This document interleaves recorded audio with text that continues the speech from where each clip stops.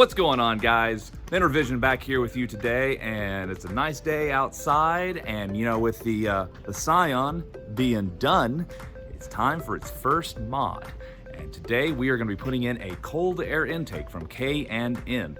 And from what I can tell, I've never seen this video anywhere on YouTube, and so I figured, hey, you know, I'll bring you along for the installation, and maybe we can get a couple extra horsepower, make the car look nicer on the engine bay, make it sound a little bit better. But the main reason I'm putting this in here is because this car had its first engine hydrolock because the stock intake goes all the way down into the fender well. And unfortunately, when you drive through any type of elevated water, even 4 to 6 inches, it'll suck that water right up into the intake. And that's what the previous owner did anyways. Well, this is a short ram intake, and it'll be up just in the engine bay area. And so we're gonna get that installed today, and I'm gonna bring you along for it. So stick around, let's go do it. So here's what we're working with today. This is the K&N Performance Air Intake System for the 2014 to 2016 Scion tC. In fact, it probably works in the 2011 to 2013s, because they all pretty much use the same engine. So we're gonna open this up, do a little bit of unboxing, show you all the parts that come with it. And we're gonna switch on over to the Scion, show you how to take out the stock intake, and we're gonna install it today. So this is gonna be good stuff, hopefully. Let's get to the unboxing. All right, so this is the K&N Performance Air Intake System. Got it off Amazon for about $246. And so we're gonna open it up here, show you exactly what comes with it.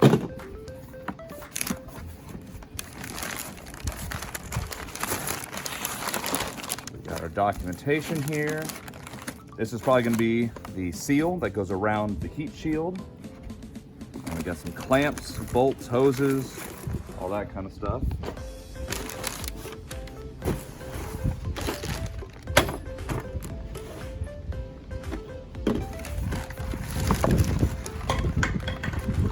Fortunately, I just dropped something.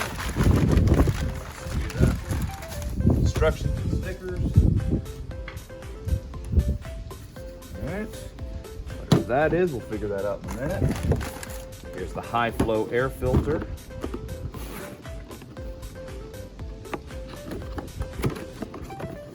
There you are. Looking good. Looking good. All right. Here is the air intake tube.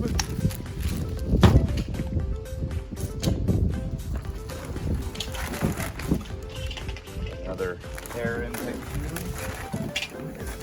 Here is heat isolation shield that'll install into the engine bay.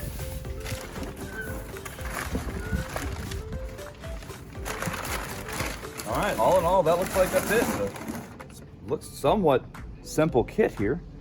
So this probably goes in like that. So that's gonna be that. So let's get to uninstalling the stock air intake off this 2014 Scion tC. All right, to pull the stock intake shouldn't be too bad. Get your engine open, unclasp. I believe there's 3 of them, maybe not, just 2, okay. Pull that up, filter out, unclip your mass airflow sensor here at the top. You're gonna need a Phillips screwdriver to reduce the tightness on this. Well, apparently I didn't tighten mine down very good. Okay, so that's your filter, and the top cover, put that aside. You're gonna need, I believe, 12s. Find out. 10s. There's 10s. All right, they've been loosened. So remove your 3 bolts. I don't know if we reuse them or not. Set them aside. Remove the bottom tray. Probably gonna go ahead and disconnect this. So move your clamp to the back. Pull.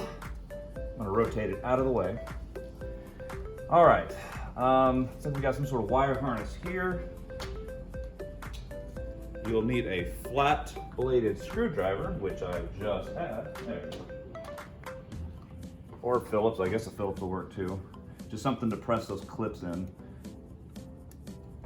There we go. Set that out of the side, tuck it away. Now comes the fun part. We need to get the back of this intake off. Let's go ahead and pull the engine cover.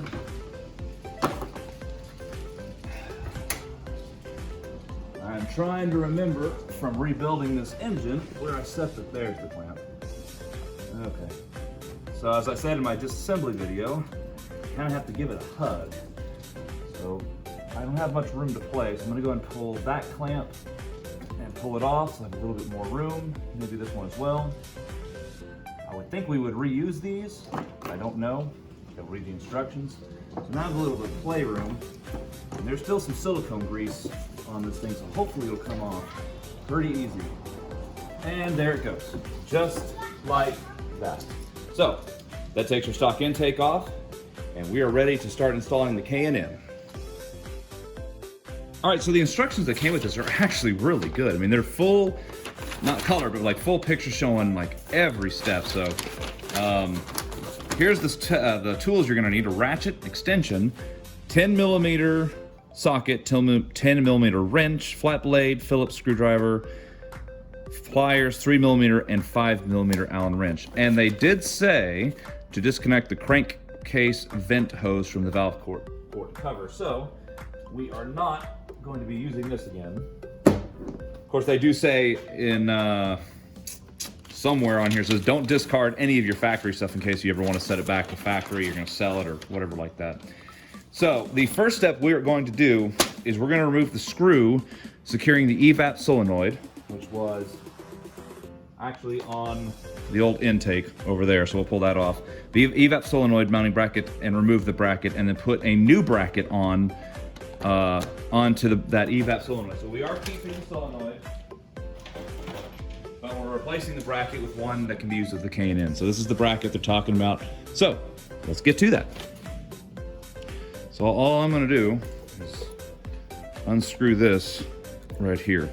This is the evap solenoid. Okay, well, it's on there pretty good. Let me break it loose real quick.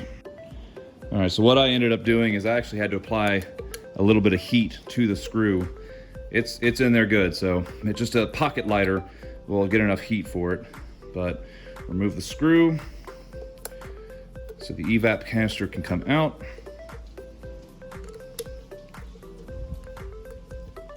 All right, you can discard the intake now, or not discard, but put it away. All right, new bracket has been installed. You want to install it L-shaped going up with the white hose on the same path as it, connector, the electrical connector, and the black hose facing down. And in the instructions, they never actually disconnected the hoses. I did it just for ease of access, but now we can reinstall the hoses back the way they were.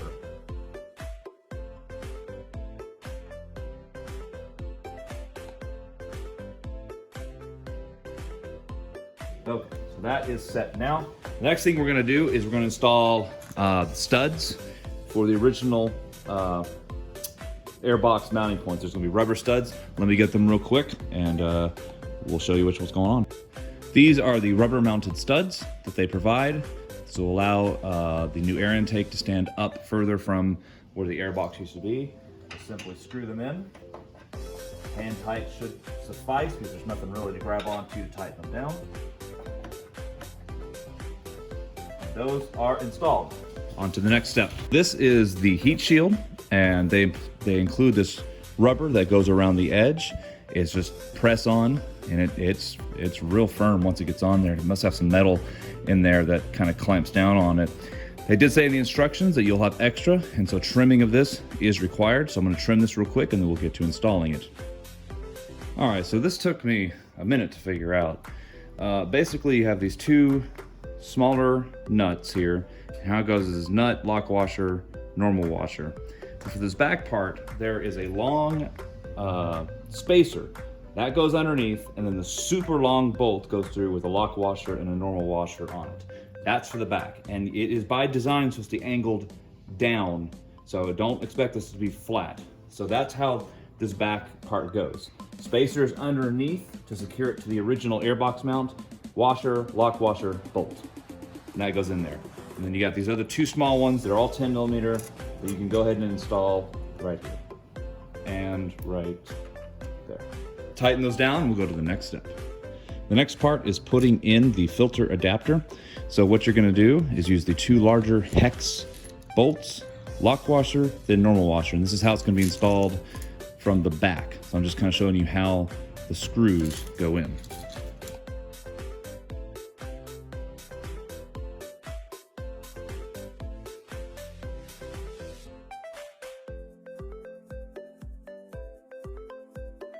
Okay, so then using a 5 millimeter Allen wrench, tighten them from the back. This is just a T-handled one I have from Harbor Freight. Normal ones will work fine, but you need a little bit more torque on a 5 millimeter or on the T-handled. You know what? I've grabbed a 4.5. Hold on. Seems almost like it's a 4. It is a 4. So they have their instructions wrong. 4 millimeter from the back. Okay.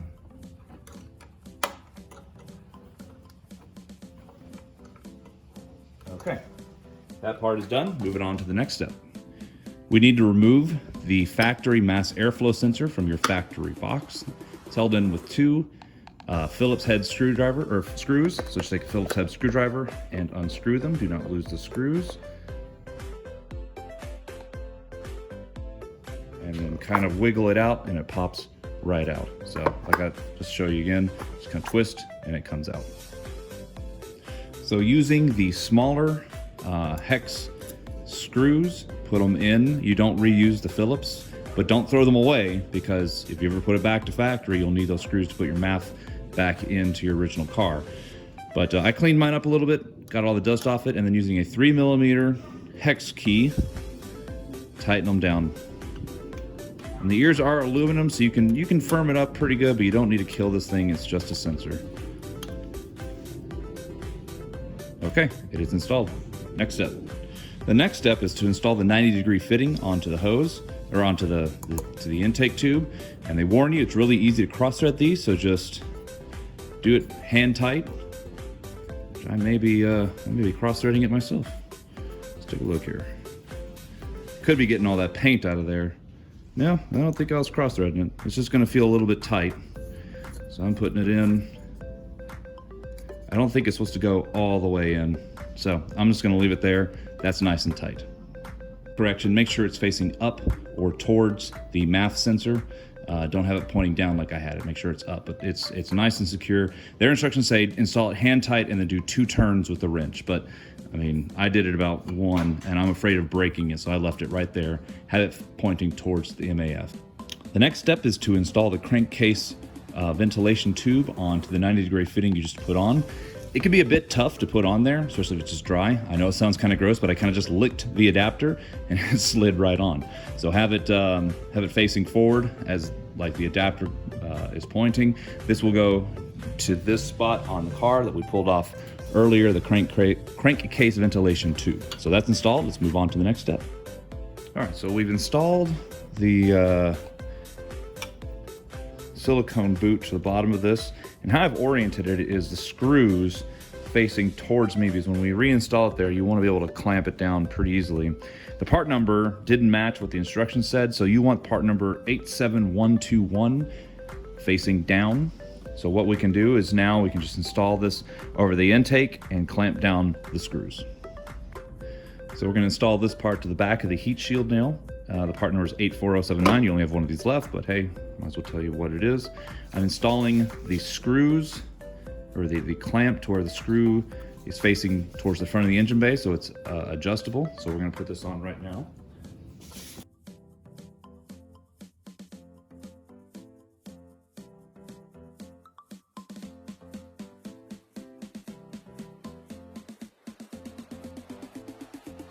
Okay, so once it's in there and it's on, connect your crankcase ventilation tube. Like itself needs some silicone grease.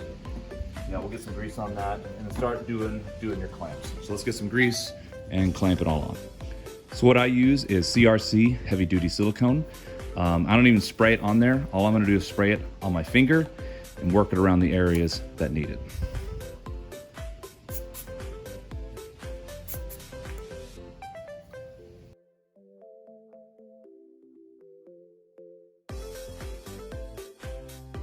All right. I take back what I said. Just slather it on there.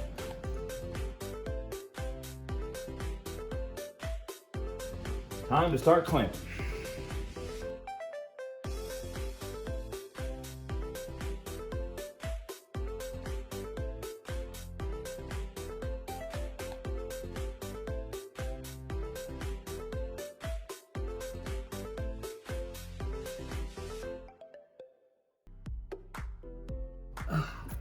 All right, all the connections are now sufficiently tight, except on the throttle body itself. All right, so all the grommets or whatnot are secured and they're all tightened down. Thing's nice and solid. Now the next step, and I kind of wish they had told us to do this earlier, is to secure the evap canister to the car. And what you're gonna use is this 10 millimeter bolt plus the lock washer plus the normal washer. I'm actually gonna test, make sure it does thread in before I go to all that effort.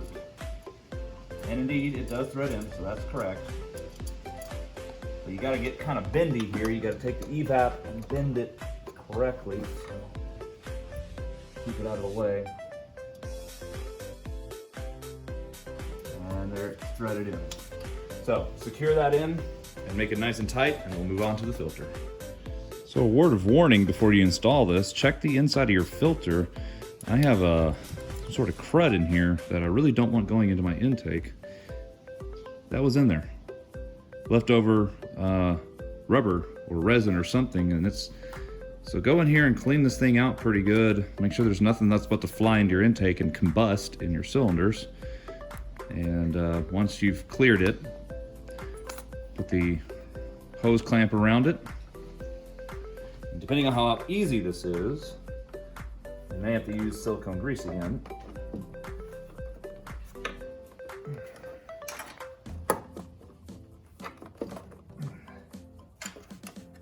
Okay, it goes on fairly easy. Just kind of wiggle it back and forth. Rotate that around, and let's tighten it down.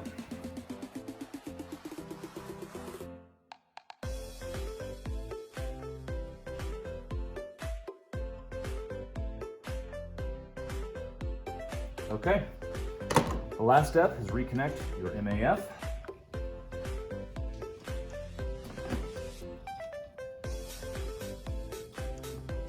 It is reconnected. Now, one step that I did not do that they recommended at the beginning is I did not disconnect my battery. You're going to want to do that so the system can relearn the new airflow. It's going to be bringing in more air.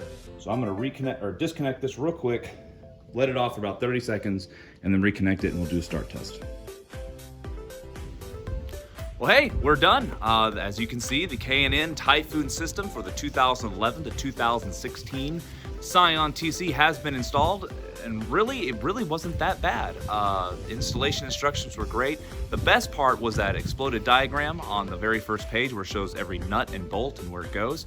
But it looks cool, and for me, it's mainly safety against hydrolocking the engine as my previous owner did. So I feel better knowing that the air intake is higher up in the engine, and so it would really take me catastrophically driving into a lake or something to hydrolock this engine. But we're gonna hear it run just here in a second, but I just wanna say thanks for watching. Hope this helps you out. Give it a thumbs up if it helped you out. You don't have to subscribe or anything like that. Just let me know, or comments, any questions. And there's a user here on YouTube called Derek Aquino, and he has done a ton of mods for his Scion tC. And so you might want to check him out. One of the mods he did is he put heat insulation or heat wrapping on his heat shield, and it actually reduced the temperatures considerably. And I might actually be doing that in a future video. But for now, thanks for watching. Let's hear this thing run.